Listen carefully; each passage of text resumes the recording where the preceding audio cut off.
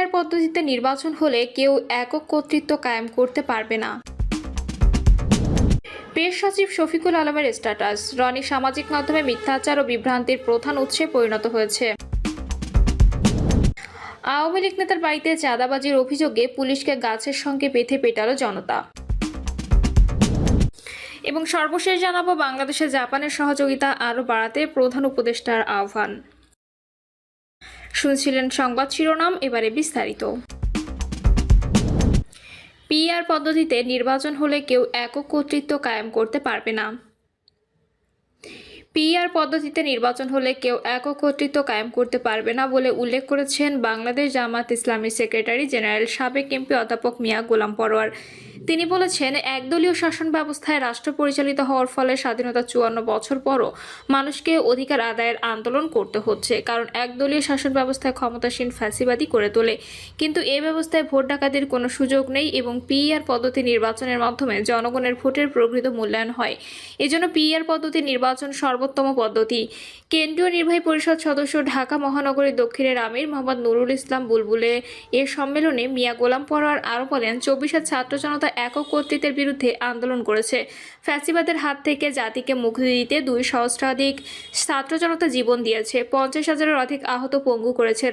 ছাত্র জনতা যে বৈষম্যের বিরুদ্ধে লড়াই করেছেন, সেই বৈষম্য আবার সৃষ্টি হলে রাষ্ট্রকে কঠিন পরিস্থিতির মুখোমুখি হতে হবে।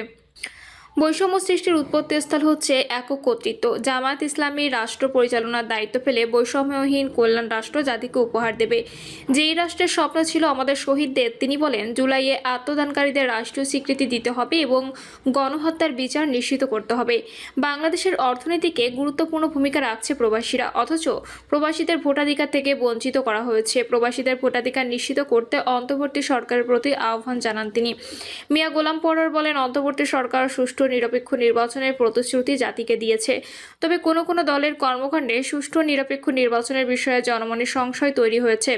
জামাত ইসলামী জাতীয় নির্বাচনের আগে স্থানীয় সরকার নির্বাচনের দাবি জানিয়েছে। স্থানীয় সরকার নির্বাচন আগে হলে একদিকে সরকার ও নির্বাচন কমিশনের সক্ষমতার প্রমাণ হবে, অপরদিকে জনপ্রতিনিধিত্ববিহীন স্থানীয় সরকার ব্যবস্থা দুর্ভোগ লাঘব হবে।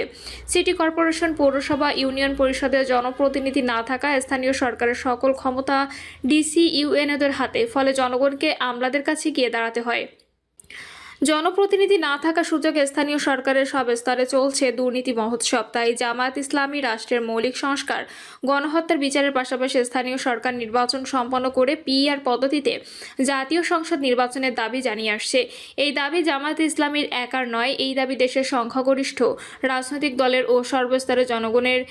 জাতীয় ঐক্যমত তৈরির পেছনে কঠিন ষড়যন্ত্র চলছে দাবি করে গোলাম পরোয়ার বলেন, রাষ্ট্র সংস্কারের জন্য এবং জাতীয় ঐক্যমত্য তৈরি করতে অন্তর্বর্তী সরকার যে উদ্যোগ গ্রহণ করেছে, সেই উদ্যোগে দেশের অধিকাংশ রাজনৈতিক দল একমত হয়ে সমর্থন জানালেও একটি দল বিপক্ষ অবস্থান নিচ্ছে, ফলে জাতীয় ঐক্যমত্য সৃষ্টিতে বাধা সৃষ্টি হচ্ছে। তিনি নিজের ও দলীয় স্বার্থ পরিহার করে জাতীয় স্বার্থ ত্যাগ স্বীকার করে রাজনৈতিক দলগুলোর প্রতি আহ্বান জানান।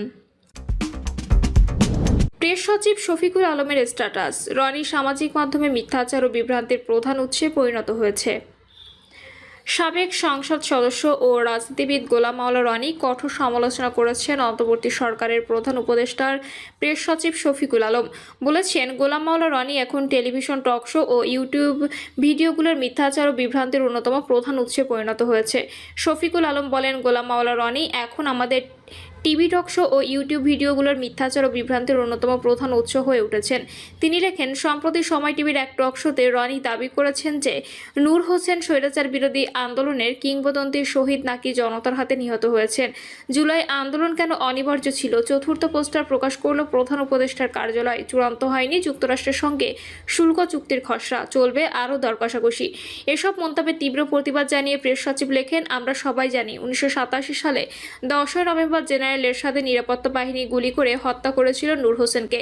প্রশ্ন হচ্ছে, রনি কি এখন ইতিহাস থেকে এরশাদের অপরাধ মুছে ফেলার দায়িত্ব নিয়েছেন? প্রেস সচিব এ সময় টক শো উপস্থাপকের এক হাত নিয়ে বলেন, দুঃখজনক বিষয় হলো সময় টিভি সেই অনুষ্ঠানের উপস্থাপক এই নির্লজ্জ মিথ্যাচারের কোনো প্রতিবাদও করেননি।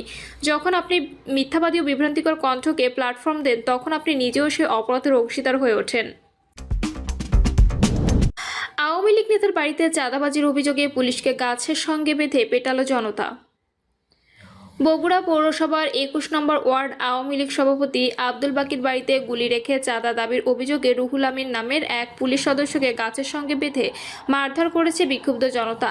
আওয়ামী লীগ নেতার মেয়ে অ্যাডভোকেট শাপলা খাতুন শাহজাহান থানায় ওই পুলিশ কনস্টেবলের বিরুদ্ধে লিখিত অভিযোগ দিয়েছেন। অ্যাডভোকেট শাপলা খাতুন ও স্থানীয়রা জানায়, আগের করা একটি অপরাধে কনস্টেবল রুহুল আমিন পুলিশ লাইসেন্সে সংযুক্ত। তিনি প্রায় এক সপ্তাহ আগে ডিবি পুলিশ পরিচয়ে শাহজাহানপুর উপজেলার নিশ্চিতপুর শাহপাড়ার বাড়িতে এসে আওয়ামী লীগ নেতা আব্দুল বাকির খোঁজ নেন। তিনি বাড়িতে না থাকায় এ সময় খরচ হিসেবে 500 টাকা নিয়ে চলে যান। সকাল 9টার দিকে আবারও তিনি ওই বাড়িতে আসেন। এ সময় বাড়িতে কোনো পুরুষ সদস্য ছিলেন না। বেলা 1:30টার দিকে বাকির ছেলে সাজ্জাদ হোসেন সবুজ বাড়িতে আসেন। এ সময় কনস্টেবল রুহুল আমিন বলেন, গত 5ই আগস্ট সদর থানা থেকে অনেক অস্ত্র লুট হয়েছে। এ বাড়িতে কিছু অস্ত্র আছে বলে তিনি সবুজকে পাশের বাড়িতে ডেকে নিয়ে যান। সেখানে টিনের মতো বাক্স খুলতে বলেন। সবুজ বাক্সটি খুললে ভেতরে শটগানের 5 রাউন্ড গুলি বের হয়। এরপর কনস্টেবল রুহুল আমিন আওয়ামী লীগ নেতার ছেলে সবুজকে বাড়ির ভেতরে নিয়ে এসে বসেন। একটি ব্যাগ বের করে তার ভেতরে 15 রাউন্ড গুলি বের করে বলেন, এসব দিয়ে মামলা দেওয়া হবে। কনস্টেবল রুহুল আমিনের কথায় সবুজ বাকরুদ্ধ হয়ে পড়েন। তিনি বোন অ্যাডভোকেট শাপলা খাতুনকে ফোন দেন। রুহুল আমিন ওই ফোন দিয়ে শাপলা খাতুনের সঙ্গে কথা বলেন। তখন তিনি জানান তার ভাই সবুজ ব্রেন টিউমারের রোগী, ওকে ছেড়ে দিতে অনুরোধ করেন আর না ছাড়লে থানায় নিয়ে যেতে বলেন। এ সময় কনস্টেবল রুহুল আমিন অ্যাডভোকেট শাপলাকে বলেন, ধরে নিয়ে যাওয়ার জন্য তো অপেক্ষা করছি না, 1,30,000 টাকা দিলে ওকে ছেড়ে দেওয়া হবে। এত টাকা দেওয়া সম্ভব নয় বললে রুহুল আমিন বলেন, আমরা প্রায় 8 থেকে 9 জন পুলিশ আছি, আমি ভেতরে একা ও অন্যরা সবাই বাইরে আছে। এ সময় তিনি 1,20,000 টাকা দিয়ে সবুজকে ছাড়িয়ে নিতে বলেন। এ অবস্থায় অ্যাডভোকেট শাপলা খাতুন ও স্বামী সাদাত আলম কোর্ট থেকে অটোরিকশায় বাড়িতে আসেন। তিনি আসার পর আশপাশের লোকজন জড়ো হতে শুরু করে। পুলিশ কনস্টেবল চাঁদাবাজি করতে এসেছেন বুঝতে পেরে জনগণ তাকে আটক করে গাছের সঙ্গে বেঁধে মারপিট করে। এ সময় অ্যাডভোকেট শাপলা খাতুন জাতীয় জরুরি সেবা 999 নম্বরে ফোন দিলে পুলিশ ও যৌথ বাহিনীর সদস্যরা এসে কনস্টেবল রুহুল আমিনকে নিয়ে যান। পরে তিনি শাহজাহানপুর থানায় ওই কনস্টেবলের বিরুদ্ধে চাঁদাবাজির অভিযোগ দেন। এ ব্যাপারে শাহজাহানপুর থানার ভারপ্রাপ্ত কর্মকর্তা শফিকুল ইসলাম পলাশ গণমাধ্যমকে জানান, আগের একটি অভিযোগে constable Ruhul Amin police licence সংযুক্ত আছেন। মারপিটে গুরুতর আহত অবস্থায় তাকে হাসপাতালে ভর্তি করা হয়েছে। তিনি আরও বলেন, কনস্টেবল রুহুল আমিন রাতে ডিউটি করে অস্ত্র জমা দিয়েছেন, হয়তো সরকারি গুলিগুলো জমা দেননি। আওয়ামী লীগ নেতার মেয়ে অ্যাডভোকেট শাপলা খাতুন থানায় লিখিত অভিযোগ দিয়েছেন। তদন্ত সাপেক্ষে প্রয়োজনীয় ব্যবস্থা নেওয়া হবে। বাংলাদেশে জাপানের সহযোগিতা আরও বাড়াতে প্রধান উপদেষ্টার আহ্বান। প্রধান উপদেষ্টা অধ্যাপক ডক্টর মোহাম্মদ ইউনূস বিনিয়োগ, মৎস্য, রোহিঙ্গাদের জন্য মানবিক সহায়তা এবং যুব উন্নয়ন, বিশেষ করে শিক্ষা ও খেলাধুলা ক্ষেত্রে সহযোগিতা আরও জোরদার করতে জাপানের প্রতি আহ্বান জানিয়েছেন। অধ্যাপক ইউনূস বলেন, জাপান সবসময় একটি বিশ্বস্ত বন্ধু।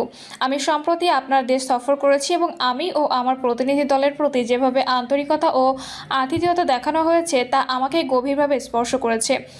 মিয়াজাকি জানান, এশিয়ার বাংলাদেশ জাপানের অন্যতম গুরুত্বপূর্ণ অংশীদার এবং তিনি বাংলাদেশের উন্নয়ন যাত্রায় জাপানের অব্যাহত সহযোগিতার প্রতিশ্রুতি পুনর্ব্যক্ত করেন।